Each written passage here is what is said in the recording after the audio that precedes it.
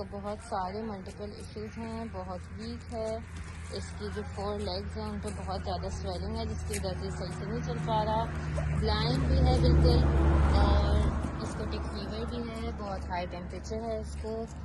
तो इसके बहुत सारे मल्टीपल इश्यूज। अभी हमने इसको बाहर खोला है ताकि थोड़ा यूज़ हो जाए जगह से एंड थोड़ा रिलैक्स कर सके वो यहाँ पे। हेलो, आओ।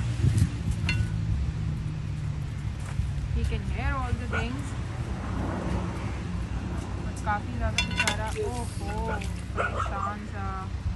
He's trying to get familiar with the sense as well because कल हमने इसको इसी जगह पे वॉक पे निकाला था।